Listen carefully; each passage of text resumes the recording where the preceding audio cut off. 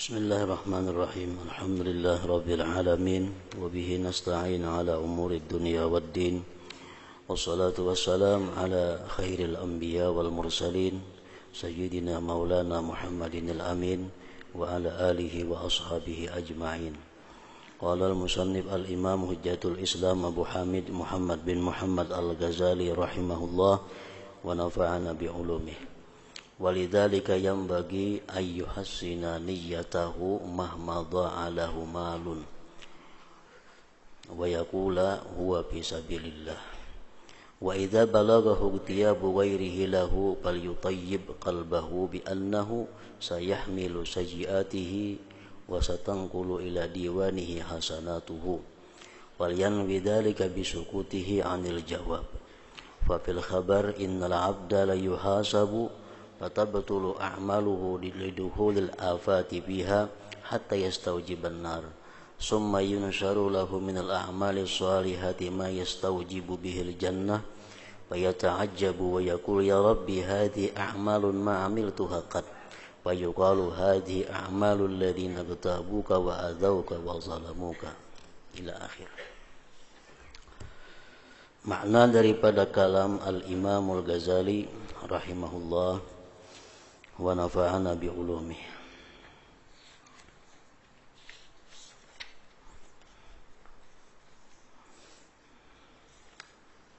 Karena itulah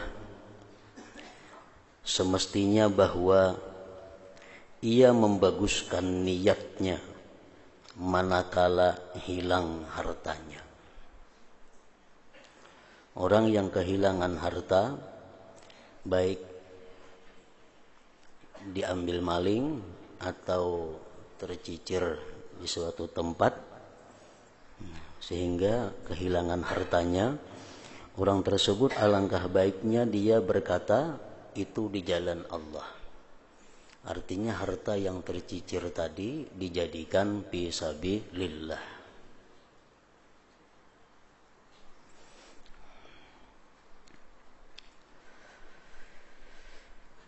Apabila sudah dijadikan harta yang tercicir tadi sudah dijadikan diniatkan fisabilillah, kayaknya satu hari pas dapat, nah kada ampun seorang lagi ngarannya disabilillah sudah tadi.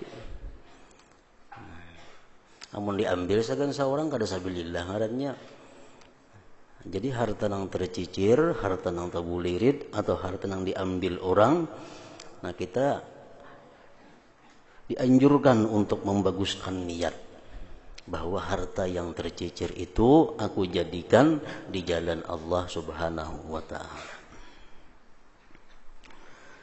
Dan apabila sampai kepadanya menggibahnya orang lain kepadanya, sampai kabar kepada kita bahwa si Fulan bin Fulan menyambati kita, menggibah kita, maka hendaklah ia menyenangkan hatinya, hendaklah dia menghibur dirinya. Kan disambati orang itu sakit, apalagi difitnah orang makin sakit lagi. Nah, dihibur diri sendiri itu, dihibur hati kita dengan bahwa orang itu akan memikul kejelikan-kejelikannya. Kita hibur diri kita, dapat kabar bahwa si Fulan bin Fulan telah menggibah kita, dapat kabar Fulan bin Fulan memfitnah kita. Nah, kita hibur diri kita bahwa dosa-dosa kita akan dipikirkan kepadanya, dosa-dosa kita akan ditanggungkan kepadanya, dan kebaikan-kebaikan orang itu, orang yang menggibah tadi, kebaikan-kebaikannya akan pindah ke catatan amalnya, amal kita nang digibah itu. Dan hendaklah ia berniat demikian dengan diamnya dari jawaban.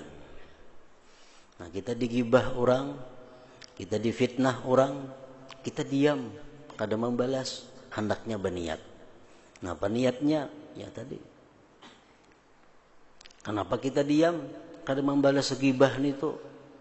Nah, karena kita sudah punya niat bahwa apa yang digibahkannya kepada kita itu akan menjadi tanggungannya di akhirat kaina, berupa dosa-dosa kita dipindahkan kepada inya, kebaikan-kebaikannya pindah kepada kita. Dan hendaklah ia berniat demikian dengan diamnya dari jawaban. Tersebut dalam hadis, innal abda la yuhasabu fatabtulu a'maluhu lidukhulil afati fiha hatta yastawjiban nar. Thumma yunsharu lahu minal a'malis salihati ma yastawjibu bihil jannah. ويتعجب ويقول يا ربي هذه أعمال ما عملتها قط فيقال هذه أعمال الذين اغتابوك وآذوك وظلموك. Artinya sesungguhnya seseorang hamba dihisab di hari akhirat itu. Sembahyang diperiksa, puasa diperiksa, zakat kita diperiksa, lalu amal-amalnya rusak karena masuknya penyakit padanya.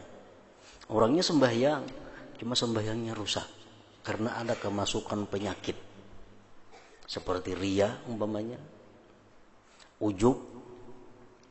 Nya sembahyang cuma ujub, inya bersedekah cuma man wal aza, inya bersedekah cuma menyembati lawan yang orang disedekahinya. Nah, jadi rusak karena ada penyakit-penyakit itu. Diperiksa puasanya, puasa, cuma puasanya rusak karena waktunya puasa dia melakukan maksiat-maksiat kepada Allah. Dia bayar zakat, zakatnya rusak,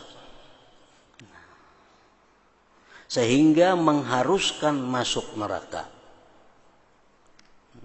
Rusak, sembahyang rusak, hajinya rusak, puasanya rusak, zakatnya rusak, sedekahnya rusak.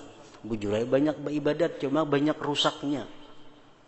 Akhirnya orang ini kada mampu untuk masuk surga karena ibadahnya rusak. Nah, lalu diharuskan dia masuk ke dalam api neraka. Itu keputusan Allah, orang ini berhubung rusakan amalnya, dah masukkan ke neraka. Nah, begitu hendak dimasukkan ke dalam neraka, kemudian disebarkan baginya dari amal-amal yang saleh yang mengharuskan masuk surga. Begitu dibuka catatan amal yang sebutingnya, lembaran berikutnya, sekalinya ini ada amal-amal saleh lain lagi berisi. Sekalinya ahli tahajud, sekalinya orangnya ini suka menuntut ilmu, sekalinya orang ini suka mengajarkan ilmu, sekalinya orang ini suka amar ma'ruf nahi munkar.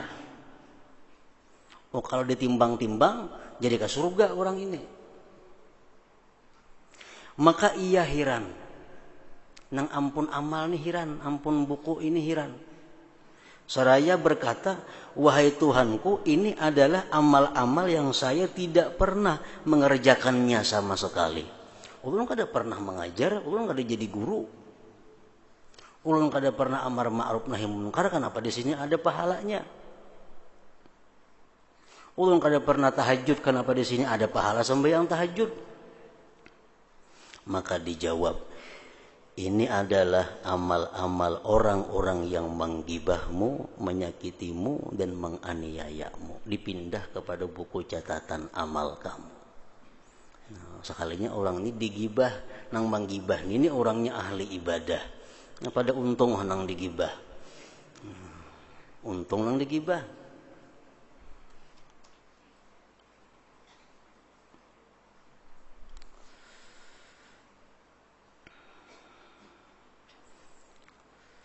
Nah, jadi hendaknya apabila sampai kepada kita berita-berita, kabar-kabar bahwa orang menyembati kita, orang menggibah kita, kada perlu dilayani. Kada perlu dijawab, kada perlu disanggah, didengarakan aja.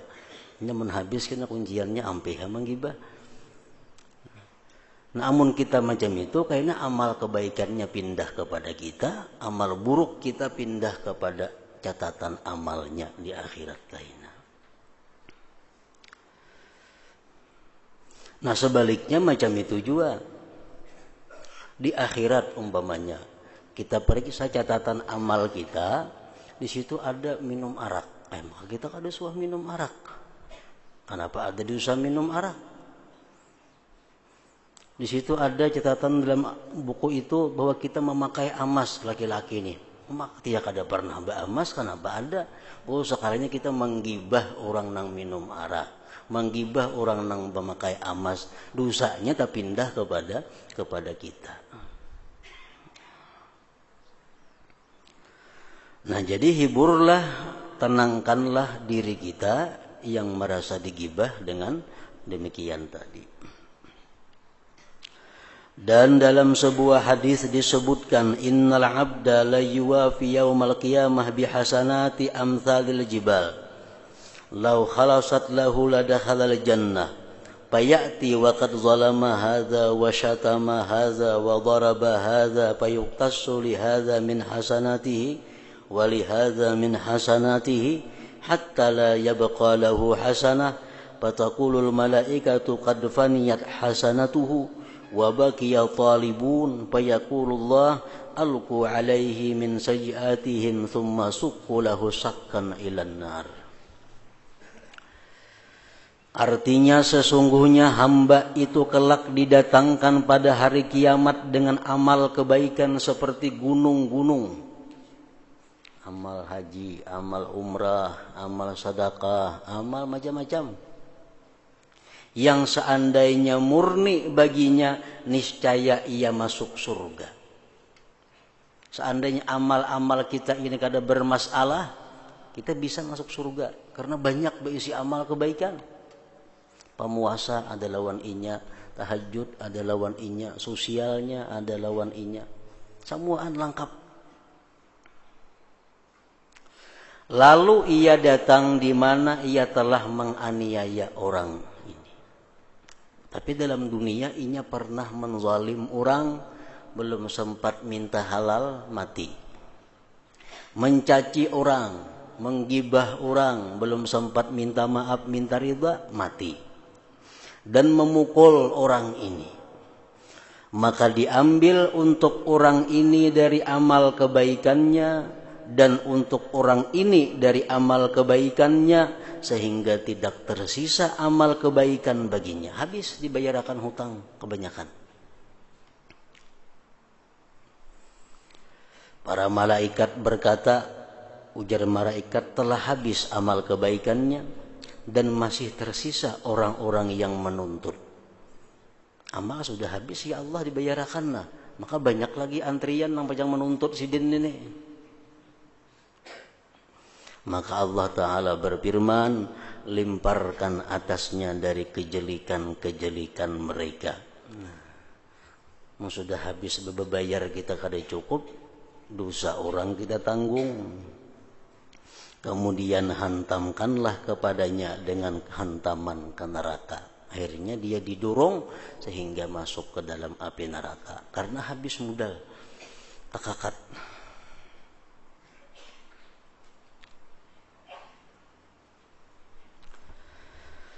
Kesimpulan, jauhilah dirimu memandang remeh kepada sesuatu dari gerakanmu. Gerakanmu, lirikan matamu, jangan dianggap remeh.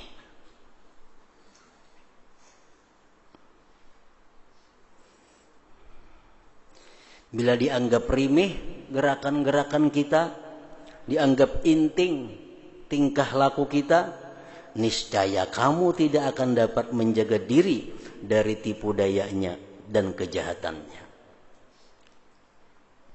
Dan tidak akan dapat menyiapkan jawabannya pada hari pertanyaan dan hisab. Jadi jangan dianggap remeh perbuatan-perbuatan yang walaupun itu boleh, yang walaupun itu perbuatan mubah, tetap jangan dianggap inting. Sebelum kita bisa mempersiapkan jawaban-jawaban yang akan kita sampaikan di hadapan Allah Subhanahu wa ta'ala.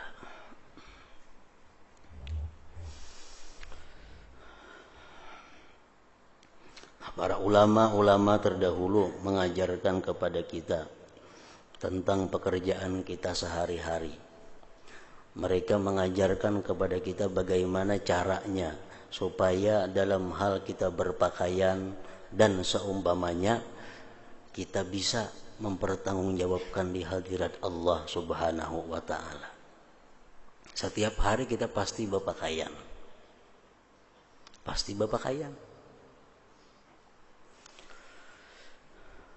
Nah, berpakaian itu supaya jadi baik, supaya jadi manfaat di dunia dan akhirat, mesti diniatkan imtithala amrillah, menjunjung perintah Allah, fi satril aurati, pada menutup aurat.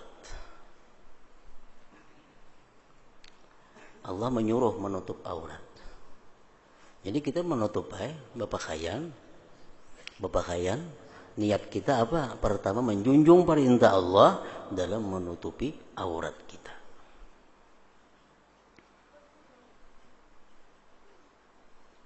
Nah, pakaian ini banyak kita berisi. Tentu ada salambar. Ada pakaian yang baik, ada pakaian yang kurang baik. Ada pakaian yang bagus, ada pakaian yang biasa. Nah, kadang-kadang kita hendak ambil pakaian yang paling baik. Nah, kenapa garang maka ambil pakaian yang paling baik dalam lemari? Kadang ambil pakaian yang biasa. Nah, itu akan ditanya oleh Allah Subhanahu wa ta'ala. Nah, jadi para ulama mengajarkan kepada kita, wa idza akhadha ajmala thiyabihi falyanwi idhara syukri wal jamal. Apabila kita mengambil pakaian yang baik, maka niatkanlah di dalam hatimu untuk menampakkan syukur dan menampakkan keelokan.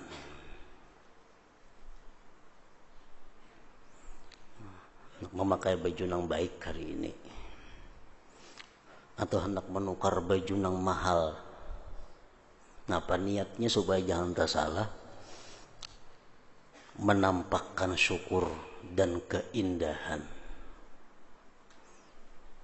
Bujur kada bujurnya niat di dalam hati, itu Allah yang menilai kaina.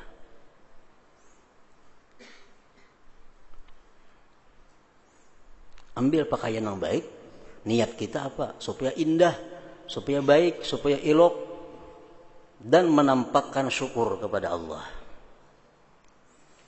Rasulullah sallallahu alaihi wasallam bersabda, "Innallaha yuhibbu ayyura atharu ni'matihi 'ala 'abdihi."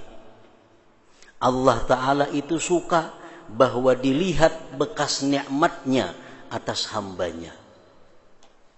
Kalau kita bisi duit salam hari tahulah orang. Kadangnya tahu orang, mau disimpan dalam kamar duitnya. Nah, Allah kada katuju nikmat itu kada kelihatan orang. Kalau kita tukarakan pakaian yang baik, perhiasan yang baik, nikmat Allah jadi kelihatan pada diri kita. Nah, Allah katuju nikmat itu dilihat orang. Nah, jadi kita memakai pakaian yang bagus-bagus itu niatnya apa? Supaya dilihat orang, nikmat Allah ini ada padaku. Itu namanya izharus syukri, menampakkan syukur. Nah, Allah suka bahwa dilihat bekas nikmatnya Allah atas diri hambanya. Ini tentu halnya sifatnya yang boleh. Amun nang haram kada kau dikisah itu. Nang haram kita sudah tahu kada kau dirubah dengan niat nang macam apapun. Ini nang perkara boleh atau perkara nang sunnah, nang ibadah. Nah, jadi niat kita menampakkan syukur dan keelokan. Rasulullah bersabda, "Innallah jamil yuhibbul jamal." Allah Ta'ala itu elok dan Allah suka akan yang elok-elok. Suka akan yang indah-indah. Nah, jadi kada salah Kita nukar baju nang larang, nukar apa kan larang, memakai apa kan larang. Asal niat kita bujur-bujur, bahwa itu semata-mata untuk menampakkan syukur agar nikmat Allah dilihat pada diriku dan menampakkan keelokan karena Allah suka dengan yang elok.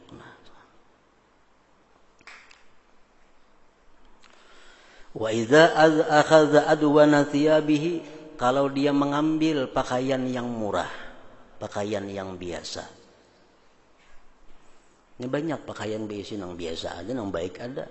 Kenapa anak menjuhud pakaian yang biasa-biasa aja? Nah, kayak apa niatnya supaya jangan salah? Paliyan wi tawadhu'an lillahi ta'ala, hendaklah dia berniat tawadhu bagi Allah Subhanahu wa taala. Niatkan tawadhu.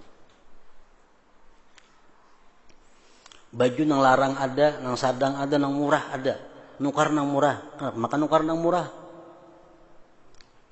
Padahal duitnya cukup segan nukar nang larang. Kenapa nukar nang murah? Bukan pamalar kada. Cuma hendak tawadhu bagi Allah Subhanahu wa taala. Nah. Rasulullah bersabda, "Man tarakal libas tawadhu'an lillah wa huwa yaqdiru alaih, da'ahu Allah yaumal qiyamah ala ru'usil ashhad hatta yukhayyirahu min ayyi huladil jannati sya'a yalbasuha."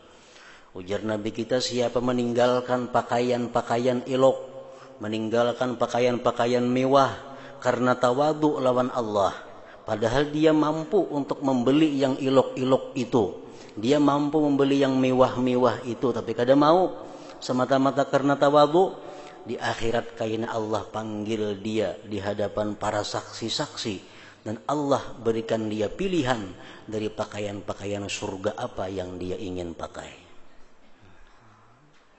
Jadi memakai pakaian yang biasa jadi baik. Kalau niatnya baik, memakai pakaian yang bagus pun jadi bagus. Kalau niatnya bagus. Nang kada baik itu kita nukar pakaian nang larang, memakai pakaian nang larang supaya harap pada orang. Nah itu nang kada bagus. Supaya kada ada saingan. Nah itu kada boleh. Padahal berpakaian itu baik, berpakaian itu boleh. Cuma karena niatnya hendak bagak tadi, niatnya hendak jangan disamai orang. Mun aku nukar nang 1,5 juta, orang banyak aja nang kawan nukar. Mun aku nukar nang 10 juta, orang kada kawannya nukar, nah itu nang kutukar. Nukar pakaian nih. Nah itu iya nang jar Nabi kita, man labisa sauba syuhratin albasahullah yaumal qiyamah sauba madzallatin summa yaltahibu fihi ila pinnar. Siapa-siapa yang memakai pakaian untuk kemasyhuran, memakai pakaian untuk maharati pada orang, memakai pakaian supaya dianggap orang inya itu sugih, memakai pakaian supaya dianggap inya itu macam-macam. Nah kayaknya di hari kiamat Allah pakaiani dia pakaian kehinaan yang bernyala api padanya di dalam api neraka. Jadi para ulama mengatakan wa man labisa siyab ala niyyati riya'in wa kibrin fayu'aqabu alaihi. Siapa memakai pakaian dengan niat riya, memakai pakaian dengan niat riya dan sombong, maka dia akan disiksa atasnya. Nah, karena niatnya. Padahal pakaiannya boleh-boleh aja, pakaiannya mubah aja, cuma karena niatnya tadi bagak, niatnya hendak melebihi pada orang, niatnya hendak dipuji orang dengan pakaian itu, akhirnya dia disiksa di hari kiamat. Nah jadi pakaian ini kadang-kadang dianggap inting. Kenapa? Karena kita sehari-hari berpakaian. Mun saben hari niatnya salah, dosa di situ juga saling banyakan sudah.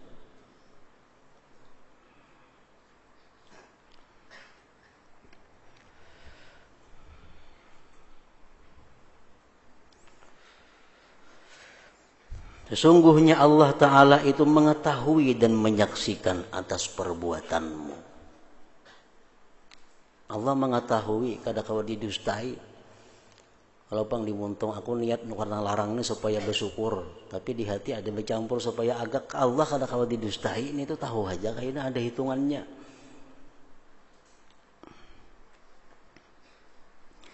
Ma yalfidhu min qaulin illa ladaihi raqibun atid. artinya tiada suatu ucapan yang diucapkannya, tiada perbuatan yang diperbuatnya, melainkan ada di sisinya malaikat raqib atid. Dimanapun kita berada, kapanpun kita berada, kada terpisah daripada malaikat raqib dan atid tadi. Sebagian orang salaf berkata, saya menulis suatu surat dan saya bermaksud menaburkan debu kepada surat itu dari dinding tetanggaku. Lalu saya merasa berdosa. Kemudian saya berkata, debu, dan apa arti debu? Ini mengambil debu tetangganya. Debu tetangga diambil. Karena merasa asa kada berdosa, nah apa ada gunanya, apa ada manfaatnya debu nito. Lalu saya taburkan debu itu kepadanya. Maka Hatib suara tanpa terlihat orangnya bersuara kepadaku. Akan tahu orang yang meremehkan debu tetangganya sesuatu yang ia akan menjumpainya besok dari buruknya hisab. Nah, mengambil sesuatu yang boleh dikatakan manfaatnya kadada, tapi ampun orang, dia akan menemui buruknya hisab di hari akhirat. Seorang laki-laki melakukan salat bersama As-Sauri. Lalu ia melihat Sauri terbalik pakaiannya. Lantas ia beritahukan hal itu kepadanya dan ia panjangkan tangannya untuk memperbaikinya. Imam Sauri ini terbalik memakai baju. Lalu ada yang di belakang entah murid Sidin atau kawan Sidin hendak membujurakan baju Imam Sufyan Sauri tadi. Kemudian As-Sauri menangkap tangannya, maka ia tidak jadi membetulkannya. Ada hakun dibujurakan Sufyan Sauri tadi. Ibarat kita masang kima tasalisih. Nah, ada kawan maliat untuk kima tasalisih dan bujurakan bang. Ada hakun bujurakan. Maka ia bertanya tentang demikian kepada Sauri, kenapa kada hakun ulun baikiakan? Maka Sauri berkata, sesungguhnya saya memakai baju tadi karena Allah Ta'ala. Aku memakai tadi sudah berniat karena Allah. Dan saya tidak mau membetulkannya karena selain Allah. Jadi kalau aku bujurakan mesti karena Allah juga niatnya.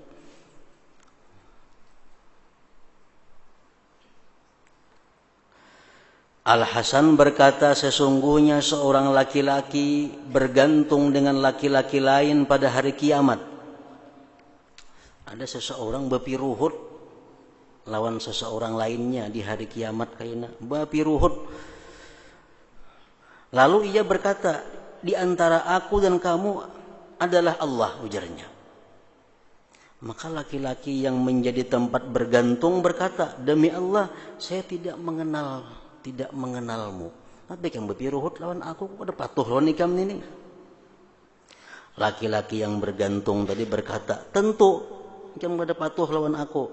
Kamu telah mengambil sebuah batu bata dari timbukku dan kamu telah mengambil sehelai benang dari pakaianku. Ada terasa. Maka ini dan contoh-contoh yang seperti ini dari kabar-kabar adalah memutung hati-hati orang-orang yang takut.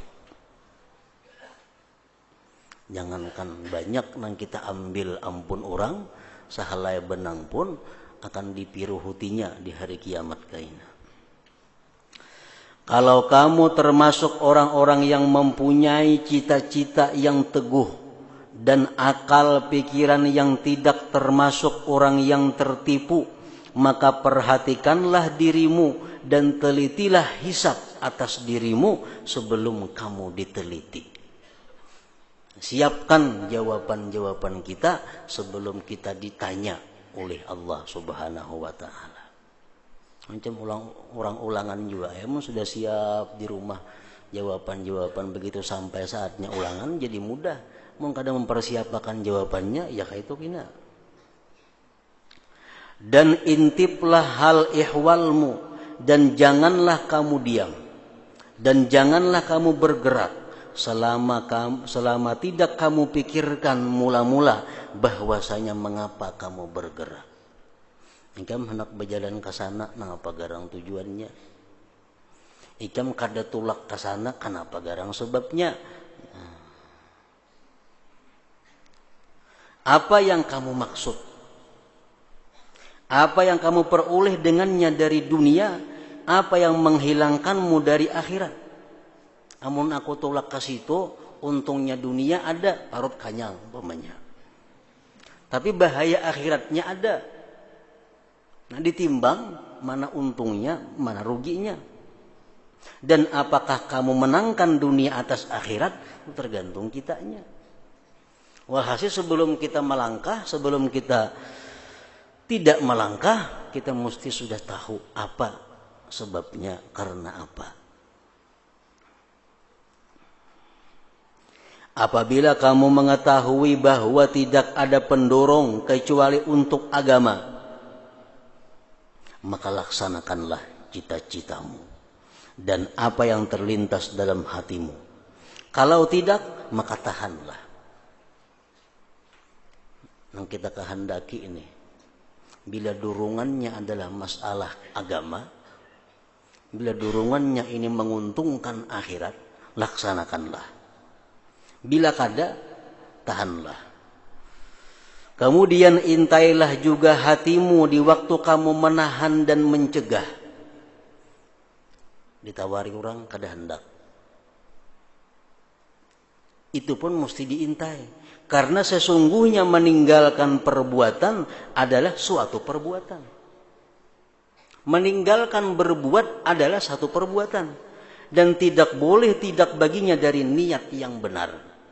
Kita melakukan sesuatu ada niat yang bagus. Kita tidak melakukan sesuatu pun ada niat yang bagus juga.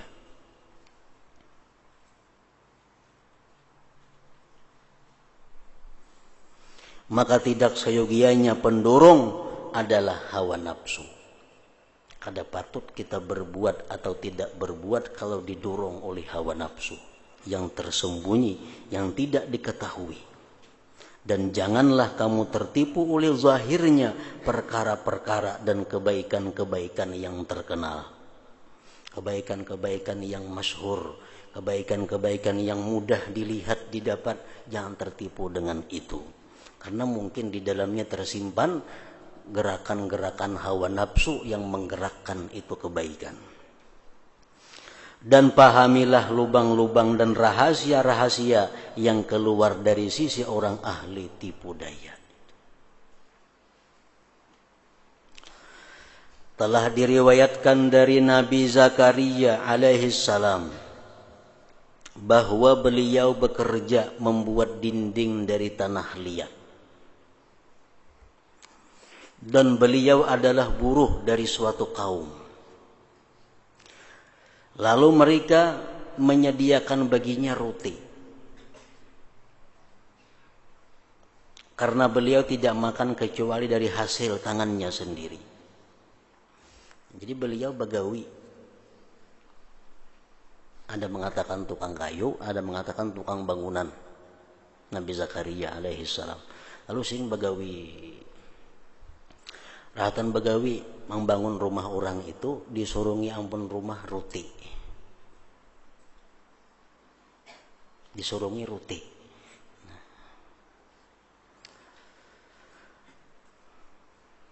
Lalu suatu kaum masuk kepadanya. Rahatan sidin makan roti, datang ada beberapa orang mendatangi Nabi Zakaria. Lantas beliau tidak mengajak mereka kepada makanan. Yang datang tadi kata ditawari sidin makanan, kada.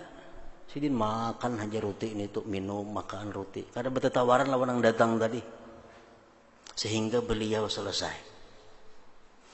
Maka mereka heran daripada yang demikian, karena mereka tahu kezuhudan dan dermawannya. Heran, kenapa Nabi Zakaria kayak ini? Pada orangnya dermawan, kenapa makan kada bertawaran?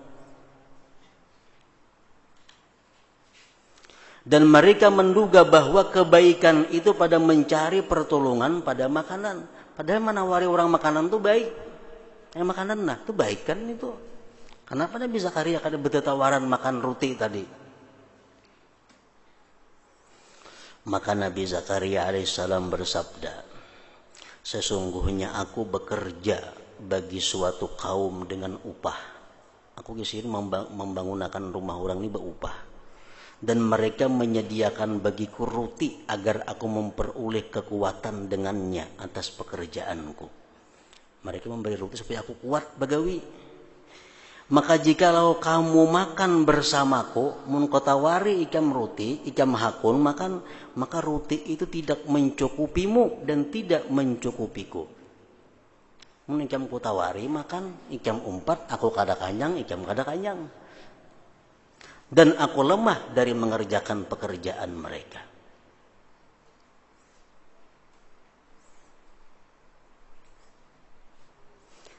Nah, intinya apa dari kisah itu? Maka orang yang berpenglihatan hati, begitulah memperhatikan pada batin-batin dengan nur Allah. Padahal menawari makanan satu kebaikan. Sesungguhnya kelemahan beliau dari bekerja adalah kekurangan dalam melaksanakan kewajiban. Dan meninggalkan ajakan kepada makanan adalah kekurangan dalam mengerjakan keutamaan. Kalau gisin kota wari ikam makanan, roti ini bersama aku, ikam hakun, aku kada kanyang, aku jadi lemah bekerja, aku berdosa. Lemah awak menggawiakan rumah orang. Aku berarti berbuat dosa. Menyempurnakan gawian dengan sebaik-baiknya itu kewajibanku. Menawari ikam makan itu urusan nang sunat. Mana baiknya ditarusakan? Tentu baik menarusakan nang wajib. Dan tidak ada hukum bagi perbuatan utama beserta perbuatan wajib. Sesuatu nang wajib kada kawa dikalahkan dengan perbuatan apapun. Nah ini contoh bahwa Sidin kada hendak berbuat nang sia-sia. Kada hendak berbuat sesuatu nang walaupun pada zahirnya baik, tapi dampaknya, pengaruhnya membawa kepada lemahnya awak untuk mengerjakan bangunan. Nah itu merupakan kewajiban Sidin. Nah ini artinya perkara yang penuh dengan tipu daya. Ini perkara yang penuh dengan kehati-hatian. Bila kurang melihat dengan cahaya Allah, ya kayak tadi. Yang penting tawari kawan dulu makanan, roti. Biar kanya nggak kada kah. Nah karena kada nawari kada baik, padahal itu adalah salah. Kita menawari perbuatan yang sunat, tapi menyempurnakan gawian orang perbuatan yang wajib. Sebagian mereka berkata, saya masuk menghadap Sufyan. Bailang kepada Sufyan, dan ia sedang makan. Sufyan sedang makan. Maka ia tidak berbicara denganku. Hira-hirannya kada apalagi menawari. Sehingga ia menjilati jari-jarinya sampai tuntung makan. Kemudian ia berkata, ujar Sufyan Tsauri, jikalau tidak bahwa saya mengambilnya dengan berhutang, niscaya saya suka bahwa kamu makan bersamaku. Aku gesini karena sini berhutang juga. Jadi karena makanan ini berhutang kayak pendak menawari ikam. Sufyan berkata, barang siapa mengajak seseorang kepada makanan dan tidak ada baginya keinginan bahwa seseorang itu makan dari makanan itu, maka jika orang itu mengabulkannya dan ia makan, maka atasnya dua dosa. Kita tuh menawari orang makanan, tapi dalam hati kita mudahan jangan hakun makan inya. Sekalinya hakun inya makan, dapat dua dosa. Dapat dua dosa. Jadi kada kau basa-basi menawari orang itu. Barang siapa mengajak kepada seseorang kepada makanan dan tidak ada baginya keinginan bahwa seseorang itu makan dari makanan itu,